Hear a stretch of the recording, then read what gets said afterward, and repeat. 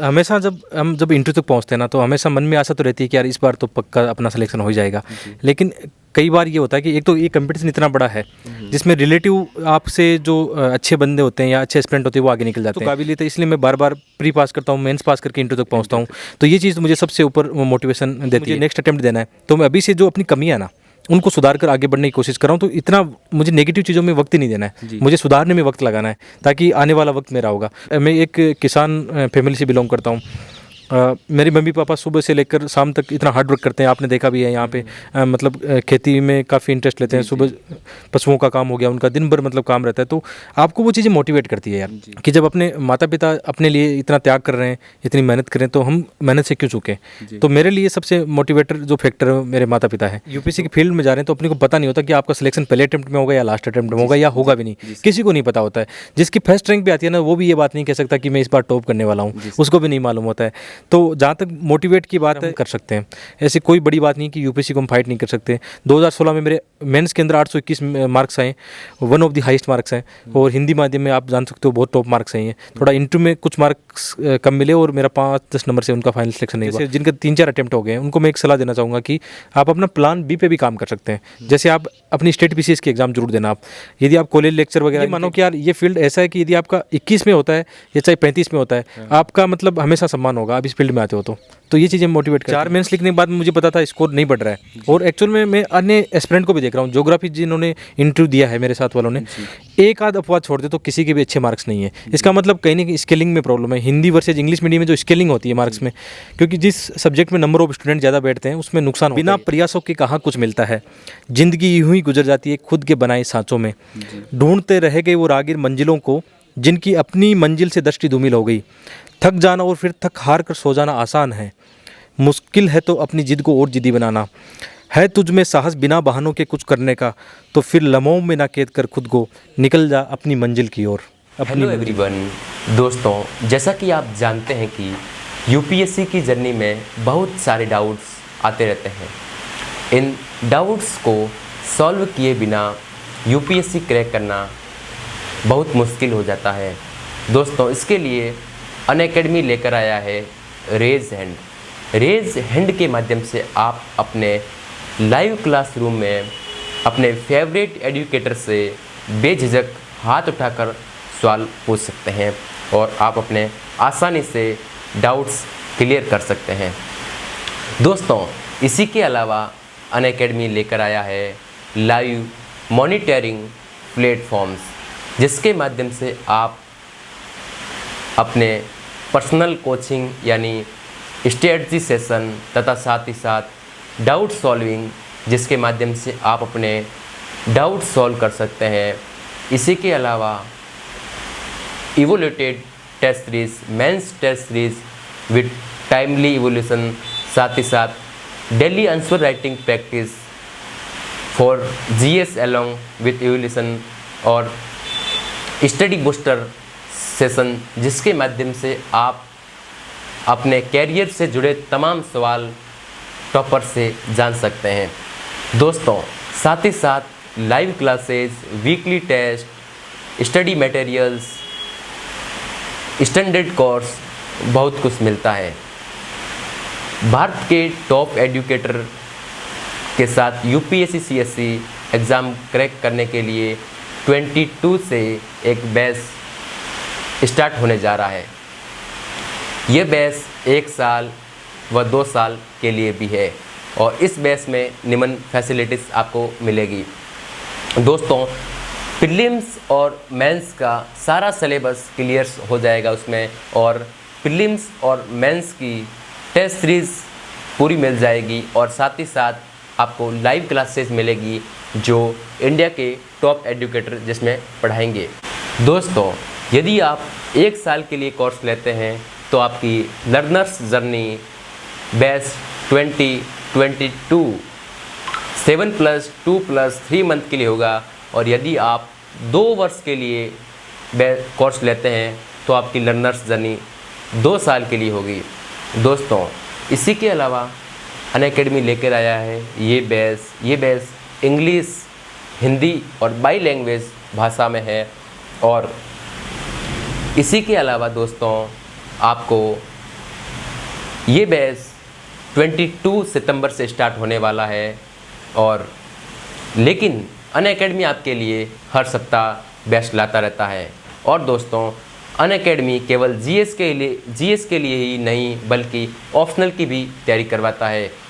Unacademy में 19 optional आप access कर सकते हैं जो अनअकैडमी के टॉप एजुकेटर पढ़ाते हैं और आप आसानी से आपका ऑप्शनल सब्जेक्ट मजबूत कर सकते हैं। दोस्तों, इसी के अलावा आप अगर एक नॉर्मल फैमिली से बिलोंग करते हैं और एक साथ इतना पे नहीं कर पाते हैं तो अनअकैडमी लेकर आया है लोन फॉर यूपीएससी, जिसका इंटरेस्ट रेट 0% है और कोई हिडन चार्जेस नहीं है और भी बहुत कुछ है। दोस्तों, इसके अलावा आपको 20 बुक्स मिलती है, वो यूपीएससी के एक्सपर्ट्स द्वारा लिखी होती हैं। तो दोस्तों, देरी किस बात की, आज ही सब्सक्रिप्शन लीजिए और अपने पढ़ाई को नए आगाम दीजिए। दोस्तों, इस कोर्स में इनरोल होने के लिए डिस्क्रिप्शन में दिए गए लिंक पर जा सकते हैं और आप आज ही इनरोल होजिए। और हाँ, 10% एक्स्ट्रा डिस्काउंट पाने के लिए आप हमारा कोड SView इस्तेमाल करना ना भूलें। Unacademy, let's crack it. तो आशा करते हैं कि ये वीडियो आपको पसंद है। अगर पसंद है तो प्लीज़ वीडियो को लाइक करें और हमारे यूट्यूब चैनल को सब्सक्राइब करें। दोस्तों, आपके एक सब्सक्राइब से हमें ज़रूर मोटिवेशन मिलेगा और इस मोटिवेशन की वजह से हम आपके लिए बहुत सारे मार्ग प्रेरणादायक वीडियो लाते रहेंगे। हेलो दोस्तों, आप सभी दोस्तों को नमस्कार और आप सभी दोस्तों का हमारे यूट्यूब चैनल पर स्वागत है। दोस्तों, जैसा कि आप देख रहे हैं अभी हमारे साथ धर्मेंद्र जी जाखड़ है और धर्मेंद्र जी जाखड़ के बारे में जैसा कि मेरे यूट्यूब पर आपने पहले वीडियोस देखे हैं और इन्होंने मुख्यतः बात है कि यूपीएससी में 3 बार इंटरव्यूज़ दे चुके हैं और 4 टाइम्स प्रीलिम्स क्लियर कर चुके हैं। तो आज हम सर से जानने की कोशिश करेंगे कि कहीं ना कहीं आप भी जानते हैं और सभी जो यूपीएससी की तैयारी करें सभी लोग जानते हैं कि यूपीएससी की जर्नी एक लंबी जर्नी होती है। इस जर्नी में बहुत लोग थक जाते हैं। First time, second time, third time clear नहीं हो जाता, फिर भी अपने आप को मोटिवेट रखना सबसे बड़ी बात होती है। और जैसा कि सर ने 4 टाइम्स प्रीलिम्स क्लियर किया है और 3 टाइम्स यूपीएससी का इंटरव्यू दिया है। आखिरकार सर का सिलेक्शन नहीं हुआ, देखो सिलेक्शन होना या ना होना एक अलग बात है, लेकिन सर ने खुद को मोटिवेट रखकर 3 टाइम इंटरव्यू दिया, वो सबसे बड़ी बात है। तो आज हम इस वीडियो में कवर करने वाले हैं कि खुद को यूपीएससी की जर्नी में किस प्रकार मोटिवेट रखा जाए। सर नमस्ते सर। बिल्कुल, सबसे पहले आपको बहुत बहुत धन्यवाद कि आपने अपने प्लेटफॉर्म पर मुझे एक न्यू एस्पिरेंट से जुड़ने का एक अच्छा मौका दिया है और मैं निश्चित रूप से अपनी जर्नी को आपको बिल्कुल अच्छे से शेयर करूंगा ताकि जो न्यू एस्पिरेंट है उनको पता चले कि यार यूपीएससी की जर्नी में बहुत सारे अप्स एंड डाउन आते रहते हैं और आपको कैसे उनसे उठना है, कैसे सीख कर आगे बढ़ना है, तो इनके बारे में हम खुल के बात करेंगे। जी सर, जैसा कि आप जानते हैं कि आपने 3 बार यूपीएससी का इंटरव्यूज़ फेस की है। तो सर फर्स्ट टाइम इंटरव्यू दिया, सेकंड टाइम इंटरव्यू दिया, थर्ड टाइम इंटरव्यू दिया, कहीं ना कहीं आपके दिमाग में चला होगा आखिरकार मेरा सिलेक्शन क्यों नहीं हो रहा है। खुद को अपने आप को मोटिवेट किस प्रकार रखा आपने? हाँ बिल्कुल, हमेशा जब इंटरव्यू तक पहुंचते हैं ना तो हमेशा मन में आशा तो रहती है कि यार इस बार तो पक्का अपना सिलेक्शन हो जाएगा। लेकिन कई बार ये होता है कि एक तो ये कंपटीशन इतना बड़ा है जिसमें रिलेटिव आपसे जो अच्छे बंदे होते हैं या अच्छे एस्पिरेंट होते हैं वो आगे निकल जाते हैं। तो इसमें कमियों की हम ज़्यादा बात नहीं कर सकते कि यार आप में बहुत ज़्यादा कमियाँ नॉर्मल कमियाँ होती है कि थोड़ा सा हो सकता है मेंस में ना यार आपके मार्क्स कहीं सब्जेक्ट में अच्छे नहीं आ रहे हैं, जैसे मेरे साथ भी ऐसा हुआ, और इंटरव्यू में जैसे हाँ कि उतना अच्छा परफॉर्म नहीं कर पाया। लेकिन मोटिवेशन की जहाँ बात आती है ना, तो इसमें एक चीज़ तो सबसे पहले मुझे मोटिवेट यही करती है कि यार मेरे में कुछ तो काबिलियत है, इसलिए मैं बार बार प्री पास करता हूँ, मेंस पास करके इंटरव्यू तक पहुँचता हूँ। तो ये चीज़ मुझे सबसे ऊपर मोटिवेशन देती है। इसके अलावा मैंने समय के साथ में अपने आप को ढाल लिया है कि जैसे मुझे नेक्स्ट अटेम्प्ट देना है तो मैं अभी से जो अपनी कमियाँ ना उनको सुधार कर आगे बढ़ने की कोशिश कर रहा हूँ। तो इतना मुझे नेगेटिव चीज़ों में वक्त ही नहीं देना है, मुझे सुधारने में वक्त लगाना है ताकि आने वाला वक्त मेरा होगा। और मुझे पूर्ण विश्वास इस हिसाब से है कि जैसे मेरी स्ट्रेटजी अभी चल रही है और 2022 में मैं एग्ज़ाम में देने वाला हूँ। मैंने अपने सब्जेक्ट पे काम किया है, सब्जेक्ट चेंज किया है, ज्योग्राफी से हिंदी साहित्य मैंने अभी लिया है और इंटरव्यू पे भी काम कर रहा हूँ। तो इसके अलावा जैसे फैमिली सपोर्ट आपका बहुत इंपॉर्टेंट है। जैसे अभी तक फैमिली ने मुझे ये नहीं कहा कि जैसे अक्सर सुनने को मिलता है कि आप कोई और जॉब ले लो, आपको कोई छोटी मोटी जॉब कर लेनी चाहिए, तो अभी तक मेरा ये कोई दबाव नहीं था। लेकिन साथ में मैंने भी अपने अर्निंग के कुछ ऐसे रिसोर्सेज निकाल लिए हैं, जैसे यूट्यूब पे पढ़ाने का है, कुछ जूम मीटिंग के माध्यम से बच्चों को आंसर राइटिंग कराने का है, ब्लॉगिंग के माध्यम से मैं अच्छी खासी अर्निंग कर रहा हूँ। तो ये बात सत्य है कि लंबी तैयारी के दौरान आपको कुछ न कुछ स्किल हासिल करनी है जो कि आपको मोटिवेट करे, साथ में आपका मतलब आप अपने परिवार का भी ध्यान रखें कि अर्निंग की जब बात आती है, आप परिवार की जब सपोर्ट की बात आती है तो भी आप वहाँ पे खड़े नजर आओ। और इसके अलावा जैसे मैं एक किसान फैमिली से बिलोंग करता हूँ।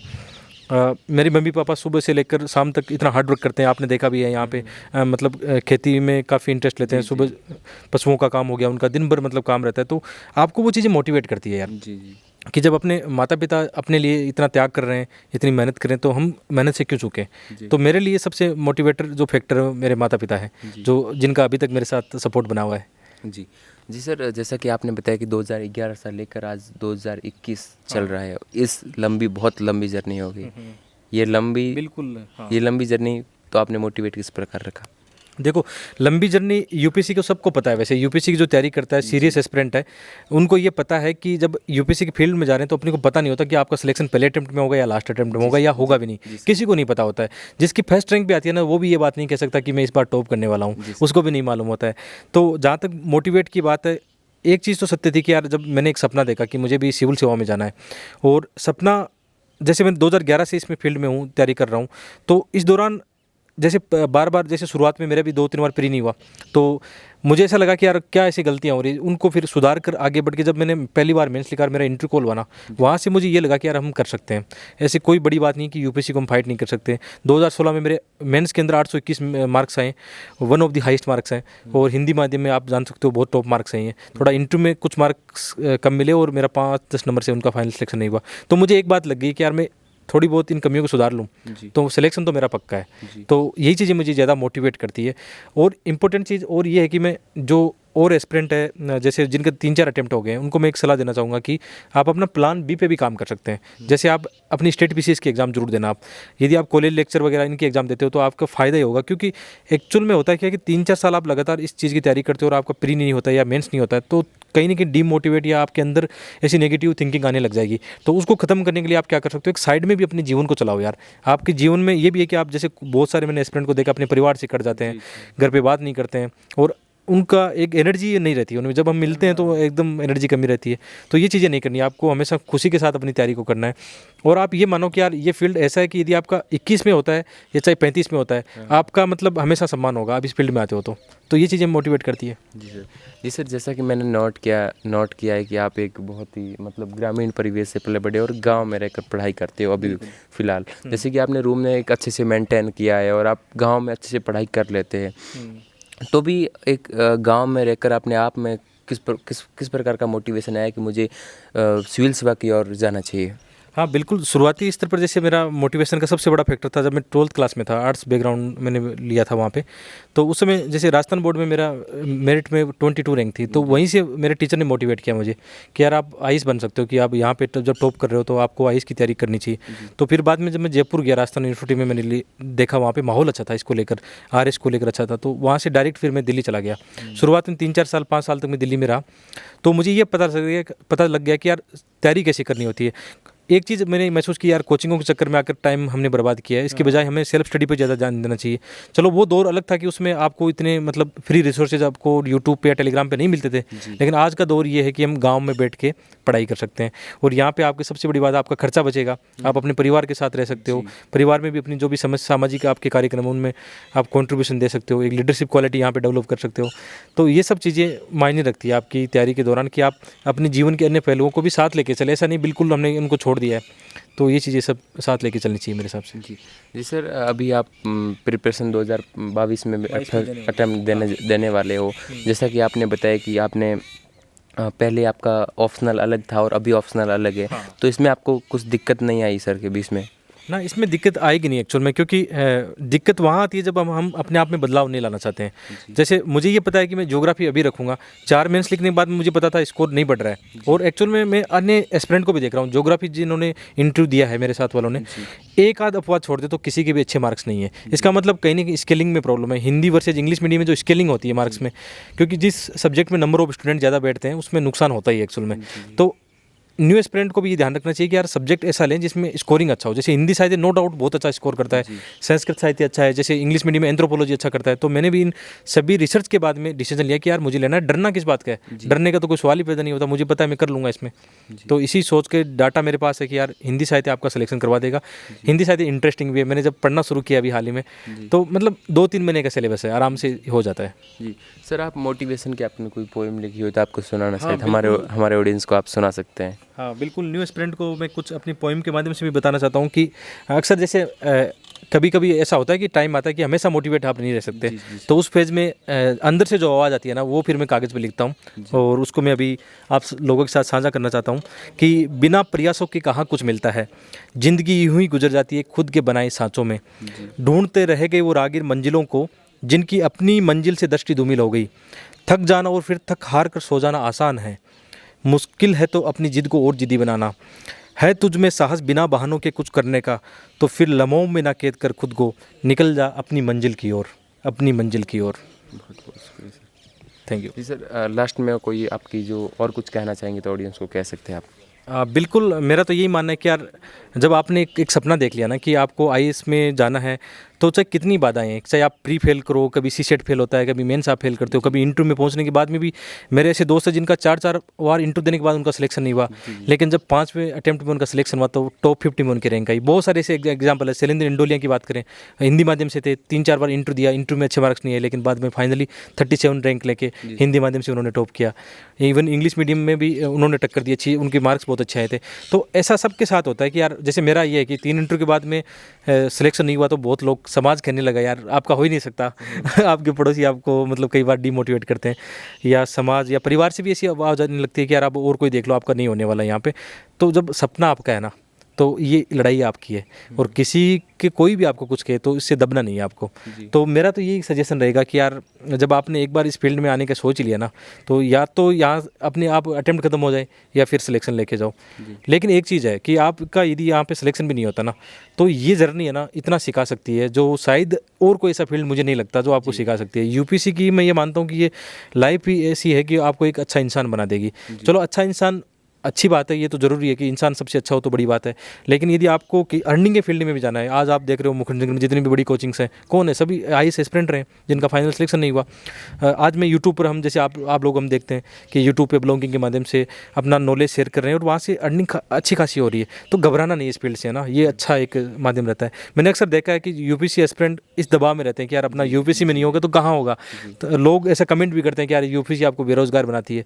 दोस्तों ऐसा कुछ नहीं है, कोई बेरोजगार नहीं बनाती। मैं तो ये मानता हूँ कि मुझे आज इतना काबिल बनाया है कि मैं हज़ारों लोगों को रोज़गार दे सकता हूँ। तो आईएएस में आपका नहीं होता तो वास्तव में आप ना हज़ारों लोगों को रोज़गार देने वाले बन सकते हैं। ऐसी मतलब आप अपने मन में भावना रखना। जी दोस्तों, आशा करते हैं कि ये वीडियो आपको पसंद आए। अगर पसंद आए तो प्लीज़ वीडियो को लाइक करें और हमारे यूट्यूब चैनल को सब्सक्राइब करें। दोस्तों, आपके एक सब्सक्राइब से हमें ज़रूर मोटिवेशन मिलेगा, और इस मोटिवेशन की वजह से हम आपके लिए बहुत सारे प्रेरणादायक वीडियो लाते रहेंगे। चलो चलते हैं एक अच्छे वीडियो के साथ।